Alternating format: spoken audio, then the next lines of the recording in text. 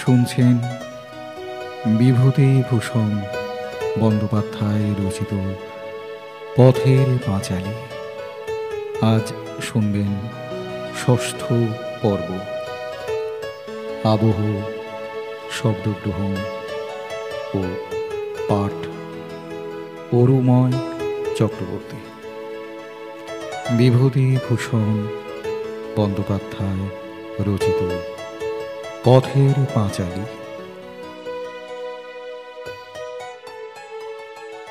অপু খাইতে খাইতে অবাক হইয়া সমস্ত ব্যাপার দেখিতেছিল। দিদি পুঁতির মালা চুরি করিয়া আনিয়াছিল কিনা তাহা সে জানে না। পুঁতির মালাটা সে ইহার আগে কোনোদিন দেখে নাই, কিন্তু আমের গুটি যে চুরির জিনিস নয় তাহা সে নিজে জানে। কাল বৈকালে দিদি তাহাকে সঙ্গে করিয়া টুনুদের বাগানে আম কুড়াইতে গিয়াছিল এবং সোনামুখীর তলায় আম কটা পড়িয়াছিল। দিদি কুড়াইয়া লইল। সে জানে কাল হইতে অনেকবার দিদি বলিয়াছে, অপু এবার সে আমের গুটিগুলো চারাবো, কেমন না? কিন্তু মা অসুবিধাজনকভাবে বাড়ি উপস্থিত থাকায় দরুন উক্ত প্রস্তাব আর কার্যে পরিণত করা সম্ভব হয় নাই। দিদির অত্যন্ত আশার জিনিস আমগুলো এভাবে লইয়া গেল। তাহার উপর আবার দিদি এরূপভাবে মারও খাইল। দিদির চুল ছিঁড়িয়া দেওয়ায় মায়ের ওপর তাহার অত্যন্ত রাগ হইল। যখন তাহার দিদির মাথার সামনে রুক্ষ চুলের এক গোছা খাড়া হইয়া বাতাসে ওড়ে, তখনই কি জানি কেন দিদির উপর অত্যন্ত মমতা হয়। কেমন যেন মনে হয় দিদির কেহ কোথাও নাই, সে যেন একা কোথা হইতে আসিয়াছে, উহার সাথী কেহ এখানে নাই। কেবলই মনে হয় কেমন করিয়া সে দিদির সকল দুঃখ ঘুচাইয়া দিবে, সকল অভাব পূরণ করিয়া তুলিবে। তাহার দিদিকে সে এতটুকু কষ্টে পড়িতে দিবে না। খাওয়ার পরে অপু মায়ের ভয়ে ঘরের মধ্যে বসিয়া পড়িতে লাগিল, কিন্তু তাহার মন থাকিয়া থাকিয়া কেবলই বাহিরে ছুটিয়া যাইতেছিল। বেলা একটু পড়িলে সে টুনুদের বাড়ি, পটলিদের বাড়ি, ন্যাড়াদের বাড়ি, একে একে সকল বাড়ি খুঁজিল। দিদি কোথাও নাই। রাজকৃষ্ণ পালিতের স্ত্রী ঘাট হইতে জল লইয়া আসিতেছিলেন। তাহাকে জিজ্ঞাসা করিল, জেঠিমা আমার দিদিকে দেখেছ? সে আজ ভাত খায়নি, কিচ্ছু খায়নি, মা তাকে আজ বড্ড মেরেছে, মার খেয়ে কোথায় পালিয়েছে, দেখেছ জেঠিমা? বাড়ির পাশের পথ দিয়া যাইতে যাইতে ভাবিল, বাঁশবাগানে সে যদি বসিয়া থাকে। সেদিকে গিয়া সমস্ত খুঁজিয়া দেখিল। সে খিড়কি দরজা দিয়া বাড়ি ঢুকিয়া দেখিল বাড়িতে কেহ নাই। তাহার মা বোধহয় ঘাটে কি অন্য কোথাও গিয়াছে। বাড়িতে বৈকালের ছায়া পড়িয়া আসিয়াছে। সম্মুখের দরজার কাছে যে বাঁশ ছাড় ঝুঁকিয়া পড়িয়াছে, তাহার একগাছা ঝুলিয়া পড়া শুকনো কঞ্চিতে তাহার পরিচিত সেই লেজ ঝোলা হলদে পাখিটা আসিয়া বসিয়াছে। রোজই সন্ধ্যার কিছু পূর্বে সে কোথা হইতে আসিয়া এই বাঁশ ছাড়ের ওই কঞ্চিখানার উপরে বসে, রোজ রোজ রোজ। আরও কত কি পাখি চারিদিকের বনে কিচকিচ করিতেছে। নীলমণি রায়দের পোড়ো ভিটা গাছপালার ঘন ছায়ায় ভরিয়া গিয়াছে। অপু রোয়াকে দাঁড়াইয়া দূরের সেই অশ্বত্থ গাছটার মাথার দিকটায় চাহিয়া দেখিল একটু রাঙা রোদ গাছের মাথায় এখনো মাখানো। মগডালে একটা কি সাদা মতো দুলিতেছে, হয় বক নয় কাহারও ঘুড়ি ছিঁড়িয়া আটকাইয়া ঝুলিতেছে। সমস্ত আকাশ জুড়িয়া যেন ছায়ার অন্ধকার নামিয়া আসিতেছে। চারিদিক নির্জন, কেহ কোনো দিকেই নাই। নীলমণি রায়ের পোড়ো ভিটায় কচু ঝাড়ের কালো ঘন সবুজ নতুন পাতা চকচক করিতেছে। তাহার মন হঠাৎ হু হু করিয়া উঠিল। কতক্ষণ হইল সেই গিয়াছে, বাড়ি আসে নাই। কোথায় গেল দিদি? ভুবন মুখুজ্জের বাড়ির ছেলেমেয়েরা মিলিয়া উঠোনে ছুটোছুটি করিয়া লুকোচুরি খেলিতেছে। রানু তাহাকে দেখিয়া ছুটিয়া আসিল, ভাই অপু এসেছে, ও আমাদের দিকে হবে, আইরে অপু। অপু তাহার হাত ছাড়াইয়া লইয়া জিজ্ঞাসা করিল, আমি খেলব না রানুদি, দিদিকে দেখেছ? রানু জিজ্ঞাসা করিল, দুর্গা না, তাকে তো দেখিনি, বকুলতলায় নেই তো? বকুলতলার কথা তাহার মনেই হয় নাই। সেখানে দুর্গা প্রায়ই থাকে বটে। ভুবন মুখুজ্জের বাড়ি হইতে সে বকুলতলায় গেল। সন্ধ্যা হইয়া আসিয়াছে। বকুল গাছটা অনেক দূর পর্যন্ত জুড়িয়া ডালপালা ছাড়াইয়া ঝুপসি হইয়া দাঁড়াইয়া আছে। তলাটা অন্ধকার, কেহ কোথাও নাই। যদি কোনো দিকে গাছপালার আড়ালে থাকে। সে ডাক দিল, দিদি, ও দিদি, দিদি। অন্ধকার গাছটায় কেবল কতকগুলো বক পাখা ছটফট করিতেছে মাত্র। অপু ভয়ে ভয়ে উপরের দিকে চাহিয়া দেখিল, বকুলতলা হইতে একটু দূরে ডোবার ধারে খেজুর গাছ আছে। এখন ডাঁসা খেজুরের সময়। সেখানে তাহার দিদি মাঝে মাঝে থাকে বটে, কিন্তু অন্ধকার হইয়া গিয়াছে। ডোবাটার দুই ধারে বাঁশ বন। সেখানে যাইয়া দেখিতে আর সাহস হইল না। বকুল গাছের গুঁড়ির কাছে সরিয়া গিয়া সে দুই একবার চিৎকার করিয়া ডাকিল। ভাঁট শেওড়া বনে কি জন্তু তাহার গলার সাড়া পাইয়া খসখস শব্দ করিয়া ডোবার দিকে পলাইল। বাড়ির পথে ফিরিতে ফিরিতে হঠাৎ সে থমকিয়া দাঁড়াইল। সামনে সেই গাব গাছটা। একা সন্ধ্যার পর এই গাব গাছের তলায় পথ দিয়া যাওয়া, সর্বনাশ! গায়ে কাঁটা দিয়া ওঠে। কেন যে তাহার এই গাছটার নিচে দিয়া যাইতে ভয় করে তাহা সে জানে না। কোনো কারণ নাই, এমনি ভয় করে, এবং কারণ কিছু নাই বলিয়া ভয় অত্যন্ত বেশি করে।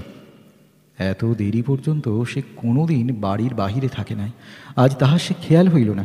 মন ব্যস্ত ও অন্যমনস্ক না থাকিলে সে কখনোই এ পথে আসিত না।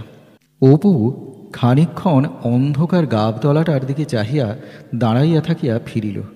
তাহাদের বাড়ি যাইবার আর একটা পথ আছে। একটুখানি ঘুরিয়া পটলিদের বাড়ির উঠান দিয়া গেলে গাবতলারই অজানা বিভীষিকার হাত হইতে নিষ্কৃতি পাওয়া যায়। পটলির ঠাকুরমা সন্ধ্যার সময় বাড়ির রোয়াকে ছেলেপিলেদের লইয়া হাওয়ায় বসিয়া গল্প করিতেছেন। পটলির মা রান্নাঘরে রাঁধিতেছেন। উঠোনের মাচাতলায় বিধু জেলেনি দাঁড়াইয়া মাছ বিক্রয়ের পয়সা তাগাদা করিতেছে।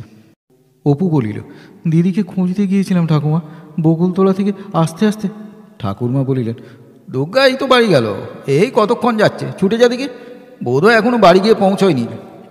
সে এক দৌড়ে বাড়ির দিকে ছুটিল। পিছন হইতে পটলির বোন রাজি চেঁচাইয়া বলিল, কাল সকালে আসিস অপু, আমরা গঙ্গা যমুনা খেলার নতুন ঘর কেটেছি, ট্যাঁকশালের পেছনের নিমতলায় দুর্গাকে বলিস। তাহাদের বাড়ির কাছে আসিয়া পৌঁছিয়া হঠাৎ সে থমকিয়া দাঁড়াইয়া গেল। দুর্গা আর্ত স্বরে চিৎকার করিতে করিতে বাড়ির দরজা দিয়া দৌড়াইয়া বাহির হইতেছে। পেছনে তাহার মা কি একটা হাতে মারিতে মারিতে তাড়া করিয়া ছুটিয়া আসিয়াছে। দুর্গা গাবতলার পথ দিয়া ছুটিয়া পলাইল। মা দরজা হইতে ধাবমানা মেয়ের পেছনে চেঁচাইয়া বলিল, যাও বেরো, একেবারে জন্মের মতো যাও, ওর কখনো বাড়ি যেন ঢুকতে না হয়, বালাই আপদ চুকে যাক, একেবারে ছাতিম তলায় দিয়ে আসি। ছাতিম তলায় গ্রামের শ্মশান। অপুর সমস্ত শরীর যেন জমিয়া পাথরের মতো আড়ষ্ট ভারী হইয়া গেল। তাহার মা সবেমাত্র ভিতরের বাড়িতে ঢুকিয়া মাটির প্রদীপটা রোয়াকের ধার হইতে উঠাইয়া লইতেছে। সে পা টিপিয়া টিপিয়া বাড়ি ঢুকিতে তাহার মা তাহার দিকে চাহিয়া বলিল, তুমি আবার এত রাত পর্যন্ত কোথায় ছিলে শুনি?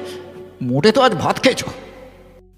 তাহার মনে নানা প্রশ্ন জাগিতেছিল। দিদি আবার মার খাইল কেন? সে এতক্ষণ কোথায় ছিল? দুপুরবেলা দিদি কি খাইল? সে কি আবার কোনো জিনিস চুরি করিয়া আনিয়াছে? কিন্তু ভয়ে কোনো কথা না বলিয়া সে কলের পুতুলের মতো মায়ের কথা মতো কাজ করিয়া ঘরের মধ্যে ঢুকিল।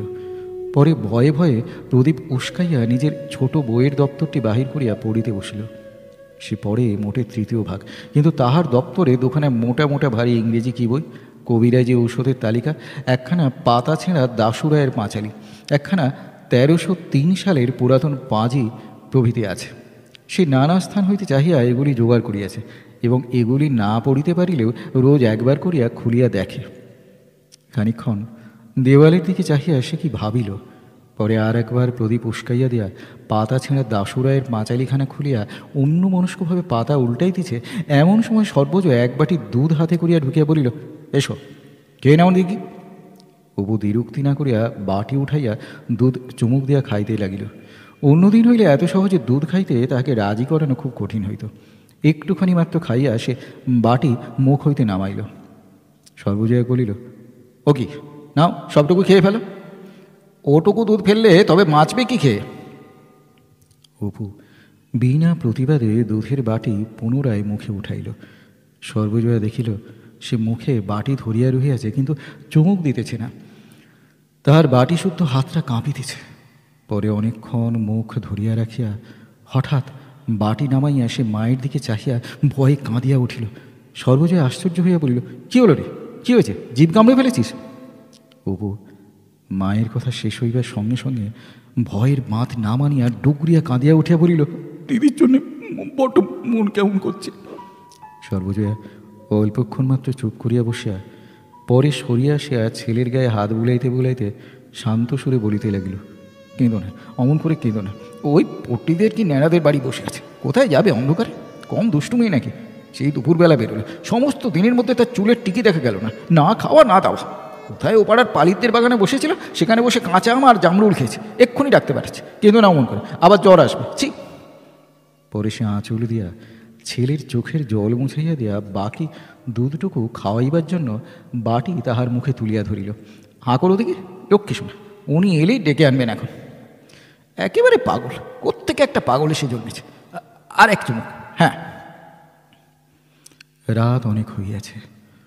উত্তরের ঘরের তক্তা বসে অপু দুর্গা শুইয়া আছে। অপুর পাশে তাহার মায়ের শোইবার জায়গা খালি আছে, কারণ মা এখনও রান্নাঘরের কাজ সারিয়া আসে নাই। তাহার বাবা আহারাদি সারিয়া পাশের ঘরে বসিয়া তামাক খাইতেছেন। বাবা আসিয়া দুর্গাকে পাড়া হইতে খুঁজিয়া আনিয়াছেন।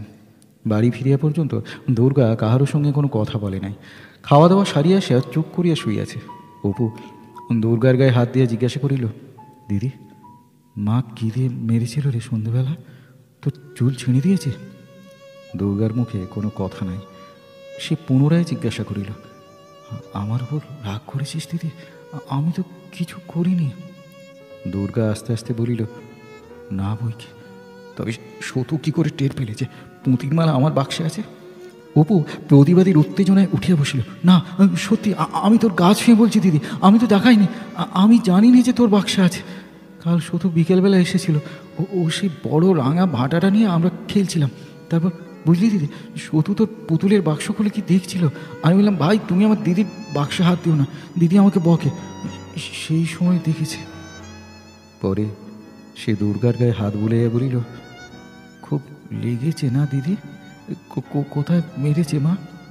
দুর্গা বলিল, আমার কানের পাশে মা একটা বাড়ি যা মেরেছে, রক্ত বেরিয়েছিল, এখনো কন করছে।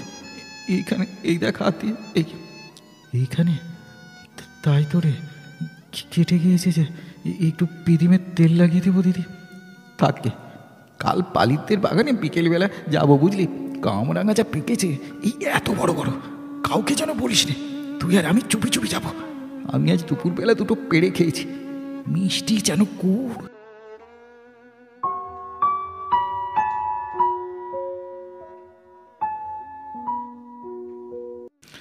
এদিনের ব্যাপারটা এই রূপে ঘটিল। অপু বাবার আদেশে তালপাতে 7খানা ক খ হাতের লেখা শেষ করিয়া কি করা যায় ভাবিতে ভাবিতে বাড়ির মধ্যে দিদিকে খুঁজিতে গেল। দুর্গা মায়ের ভয়ে সকালে নাহিয়া আসিয়া ভিতরের উঠানে পেঁপে তলায় পুণ্যিপুকুরের ব্রত করিতেছে। উঠানে ছোট্ট চৌকোনা গর্ত কাটিয়া তাহার চারিধারে ছোলা মটর ছড়াইয়া দিয়াছিল। ভিজে মাটিতে সেগুলির অঙ্কুর বাহির হইয়াছে। চারিদিকে কলার ছোট বোগ পুঁতিয়া ধারে পিটুলি গোলার আলপনা দিতেছে। পদ্মলতা, পাখি, ধানের শীষ, নতুন ওঠা সূর্য। দুর্গা বলিল, দাঁড়া, এই মন্ত্রটা বলে নিয়ে চল এক জায়গায় যাব। কোথায় রে দিদি?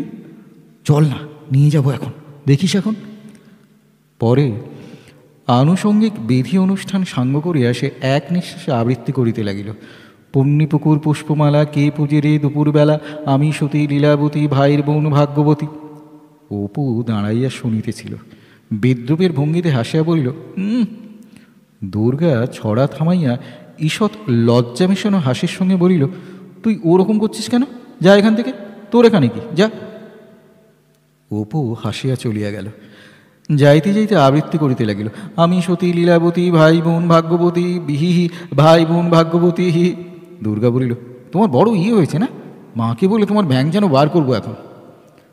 ব্রতানুষ্ঠান শেষ করিয়া দুর্গা বলিল, চল, ঘরের পুকুরে অনেক পান ফল হয়ে আছে, ভোঁদার মা বলছিল, চল নিয়ে আসি।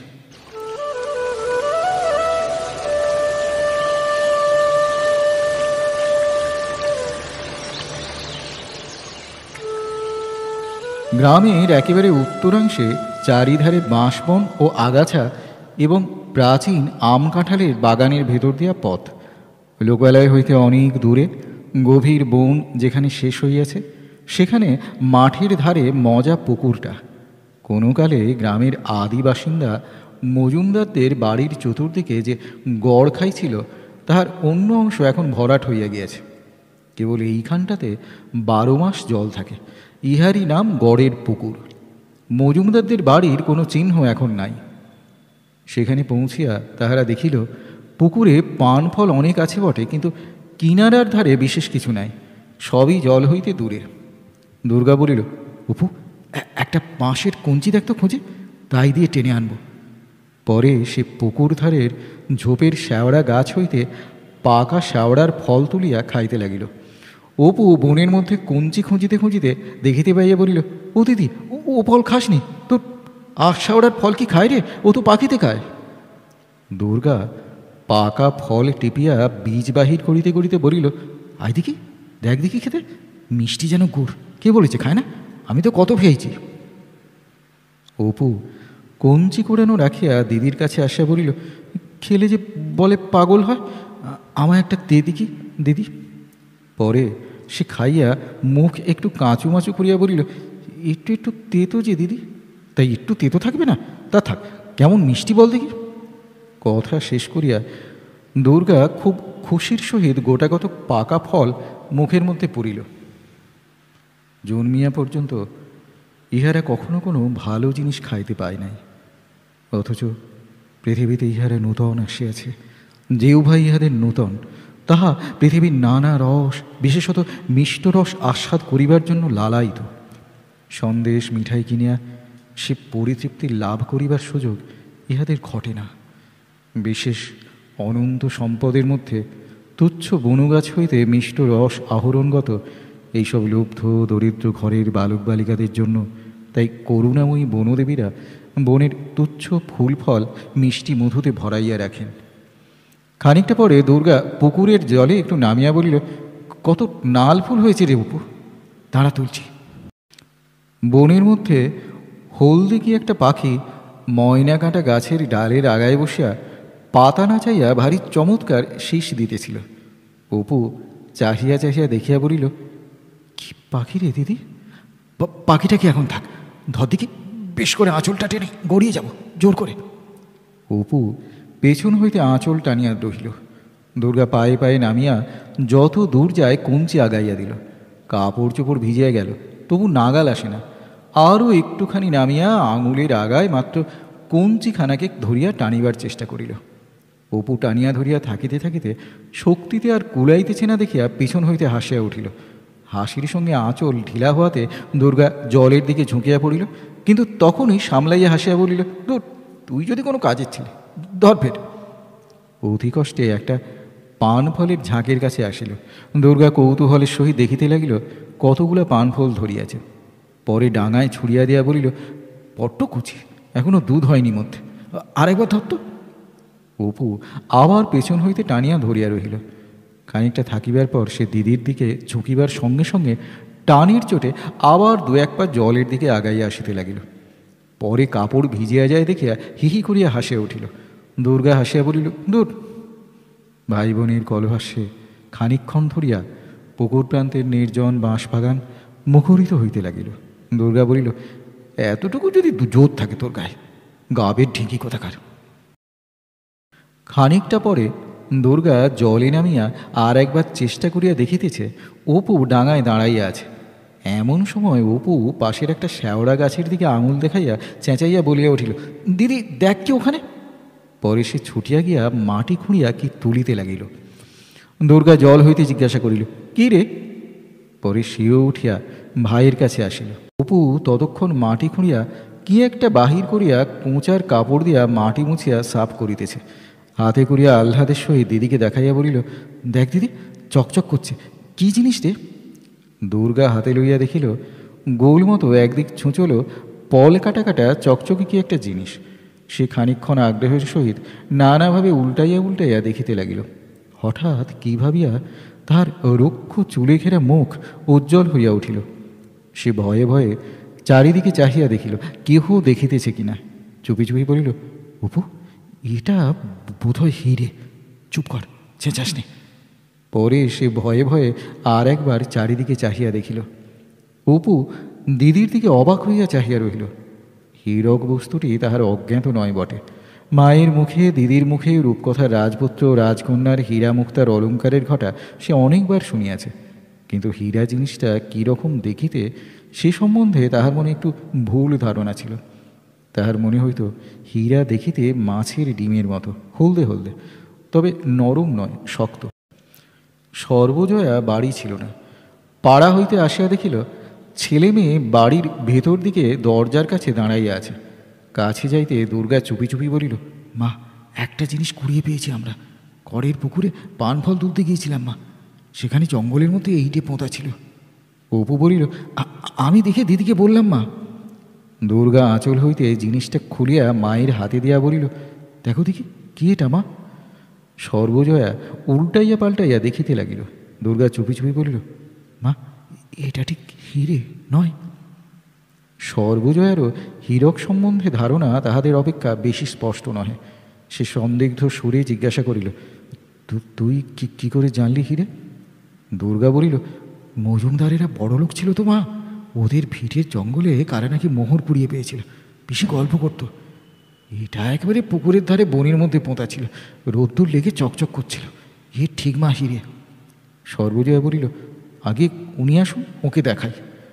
দুর্গা বাহির উঠানে আসিয়া আহ্লাদের সহিত ভাইকে বলিল, হিরে যদি হয় তবে দেখিস আমরা বড় মানুষ হয়ে যাব। অপু না বুঝিয়া বোকার মতো হিহি করিয়া হাসিল। ছেলে মেয়ে চলিয়া গেলে জিনিসটা বাহির করিয়া সর্বজয়া ভালো করিয়া দেখিতে লাগিল। গোল মতো, ধার কাটা ও পলতলা, একমুখ ছোঁচল, যেন সিন্দুর কৌটোর ঢাকনির উপরটা বেশ চকচকে। সর্বজয়ার মনে হইল যেন অনেক রকম রং সে ইহার মধ্যে দেখিতে পাইতেছে, তবে কাজ যে নয় ইহা ঠিক। এইরকম ধরনের কাজ সে কখনো দেখিয়াছে বলিয়া তো মনে হয় না। হঠাৎ তাহার সমস্ত গা দিয়া যেন কিসের স্রোত বহিয়া গেল। তাহার মনের এক কোণে নানা সন্দেহের বাধা ঠেলি একটা গাঢ় দুরাশা ভয়ে ভয়ে একটু উঁকি মারিল। সত্যি যদি হিরে হয় তাহলে? হীরক সম্বন্ধে তাহার ধারণাটা পরশ পাথর কিংবা সাপের মাথার মণি জাতীয় ছিল। কাহিনীর কথা মাত্র, বাস্তব জগতে বড় একটা দেখা যায় না। আর যদি বা দেখা যায় তবে দুনিয়ার ঐশ্বর্য বোধহয় এক টুকরো হীরার বদলে পাওয়া যাইতে পারে। খানিকটা পরে একটা পুঁটুলি হাতে হরিহর বাড়ি ঢুকিল। সর্বজয়া বলিল, ওগো শোনো, এদিকে এসো তো, দেখো তো এটা কি। হরিহর হাতে লইয়া বলিল, কোথায় পেলে? দুর্গা করের পুকুরে পান ফল তুলতে গিয়েছিল, কুড়িয়ে পেয়েছে। কি বলো দেখি? হরিহর খানিকটা উল্টাইয়া দেখিয়া বলিল, কাজ না হয় পাথর টাথর হবে, এতটুকু জিনিস ঠিক বুঝতে পারছি না। সর্বজয়ার মনে একটুখানি ক্ষীণ আশার রেখা দেখা দিল। কাজ হইলে তাহার স্বামীকে চিনিতে পারিত না। পরে সে চুপি চুপি, যেন পাছে স্বামী বিরুদ্ধ যুক্তি দেখায়, এই ভয়ে বলিল, হিরে নয় তো? দুর্গা বলছিল মজুমদার বাড়ির গড়ে তো কত লোক কত কি কুড়িয়ে পেয়েছে, যদি হিরে হয়। হ্যাঁ, হিরে যদি পথে ঘাটে পাওয়া যেত তবে আর কি ভাবনা ছিল। তুমিও যেমন। তার মনে মনে ধারণা হইল ইহা কাজ, পরক্ষণেই কিন্তু মনে হইল হয়তো হইতেও পারে, বলা যায় কি।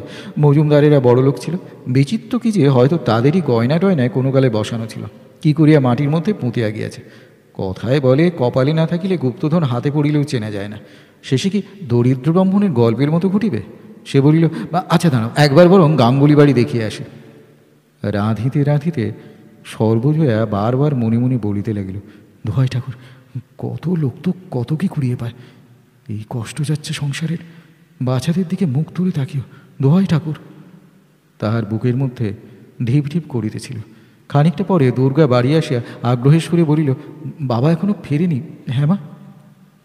সঙ্গে সঙ্গে হরিহর বাড়ির ভেতরে ঢুকিয়া বলিল, তখনই আমি বললাম এ কিছুই না। গাঙ্গুলি মশাইয়ের জামাই সত্যবাবু কলকাতা থেকে এসেছেন, তিনি দেখে বললেন ও একরকম বেলোয়ারি কাজ, ঝাড় লণ্ঠনে ঝোলানো থাকে। রাস্তাঘাটে যদি হিরে জহরত পাওয়া যেত তাহলে। তুমিও যেমন।